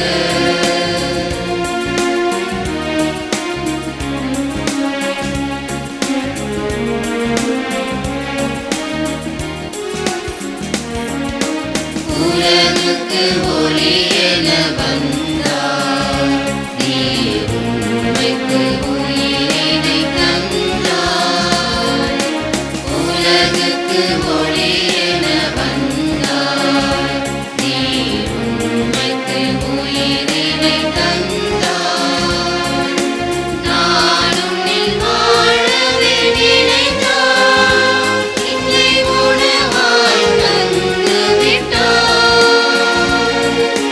நான் உன்னில் வாழவே நினைத்தார், என்னை உணவாய் தந்து விட்டார்.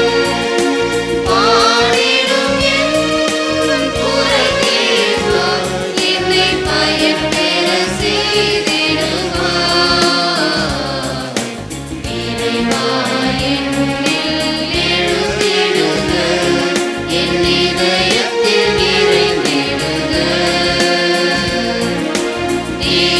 நீரில்லாமல் வாழ்ந்திருக்கும் என் செயலை மாற்றிடுக, என் செயலை மாற்றிடுக. இறைவா என்னில் எழுந்திடுக.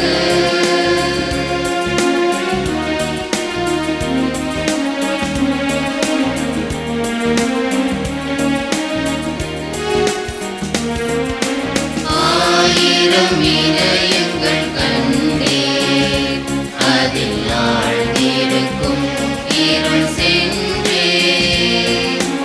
ஆயிரம் இதயங்கள் கண்டேன், அதில் ஆழ்ந்திருக்கும் இருள் சென்றேன். அறிவெளியாய் நான் கடந்தேன், என் அகமே கலங்குகின்றேன்.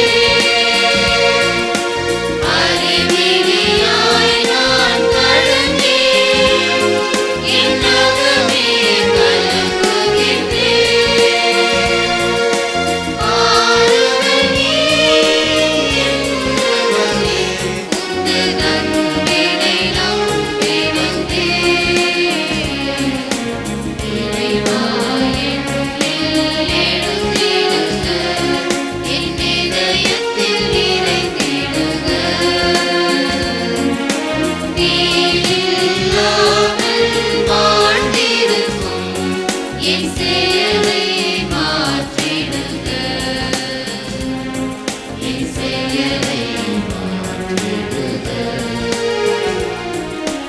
இறைவா என்னில் எழுந்திடுக. யூப்ளி ஆண்டிரை வேண்டல். விண்ணக தந்தையே, உம் திருமகனும் என் சகோதரனுமான இயேசு கிறிஸ்துவில் நீர் எங்களுக்கு வழங்கிய நம்பிக்கையும் தூய ஆவியார் வழியாக எங்கள் இதயங்களில் நீர் பற்றிய செய்த பிறரன்பு சுடரும் அரசின் வருகை காண எதிர்நோக்கை எங்களை தட்டி எழுப்புவதாக. நற்செய்தியின் விதைகளை நாளும் வளர்த்திருக்கும் வல்லோராய் உம் அருளை மாற்றுவதாக. தீமையின் ஆற்றல்களை மறைத்து உம் ஆட்சி நீடித்து ஒளிரும் பொருட்டு மானிட உலகளும் முழு நல்லவழியும் புதிய விண்ணகம் புதிய மன்னகம் நோக்கிய காத்திருத்தலில் மாற்றம் பெறுவதாக. யூபிலி கொண்டாட்டத்தினாலும் விண்ணக செல்வதற்கான ஆர்வத்தை எதிர்நோக்கி திருப்பையாகிய எம்மில் தூண்டி எழுப்புவதாக. அதே அருள் எம் மீட்பரின் மகிழ்ச்சியையும் அமைதியையும் அகிலமெங்கும் அளிப்பதாக. என்றென்றும் போற்றுதற்குரிய எம் கடவுளாகிய உமக்கே மாட்சியும் புகழும் என்றும் என்றும் உரித்தாகுக. ஆமென். அன்பார்ந்தவர்களே, ஏப்ரல் மாதம் 13ஆம் தேதியன்று ஆண்டவர் இயேசுனுடைய திருப்பாடுகளின் குருத்து ஞாயிறு புனித வாரத்தின் தொடக்கம். இன்று வழக்கம் போல் 8 மணி 11 மணி திருப்பலி, மாலையில் 5 மணிக்கு திவ்ய ஆசீர்வாதமும் 5:15 தமிழ் திருப்பலி, 6:15 ஆங்கில திருப்பலி நடைபெறும். இந்த நாளிலே எடுக்கப்படுகின்ற அனைத்து காணிக்கைகளும் பசிப்பிணி துயரத்தொடுப்பு நிதியாக அனுப்பப்படும் என்பதை உங்களுக்கு தெரிவித்துக் கொள்கின்றோம்.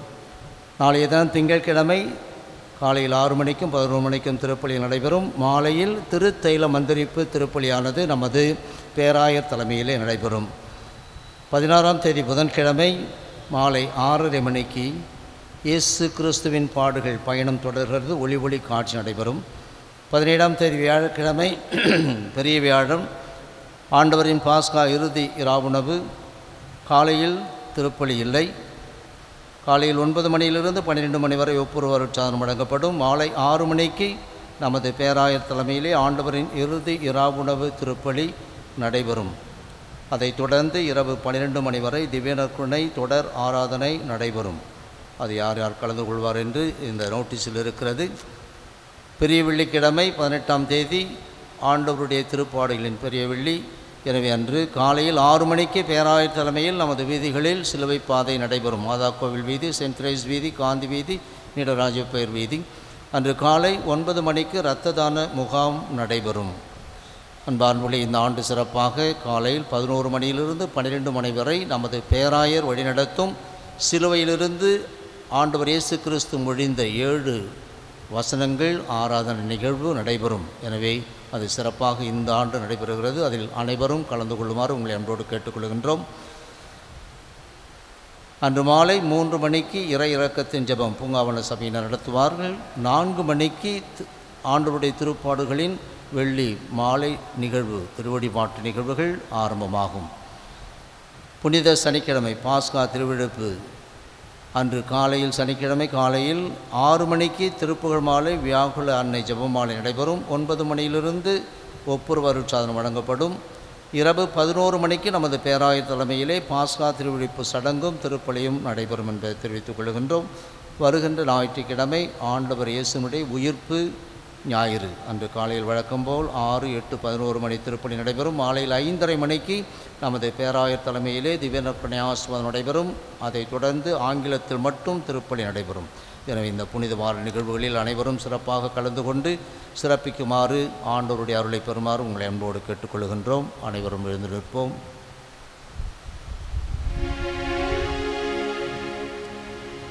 மன்றாடுவோமாக.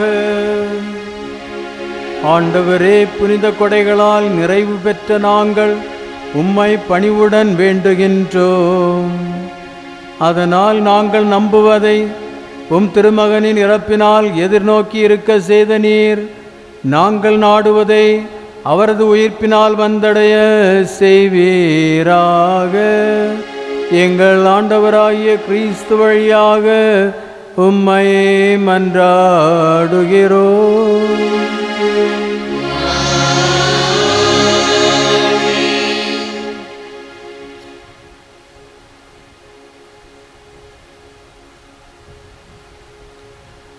ஆண்டவர் உங்களோடு இருப்பாராக.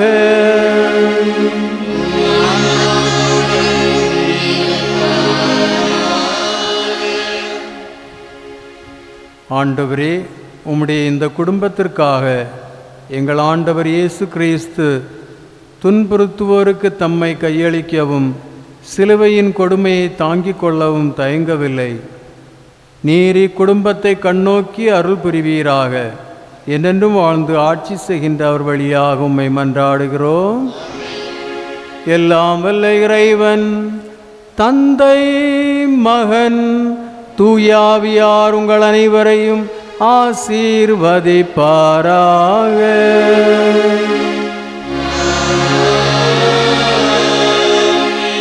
சென்று வாழுங்கள், திருப்பலி நிறைவேறிற்று.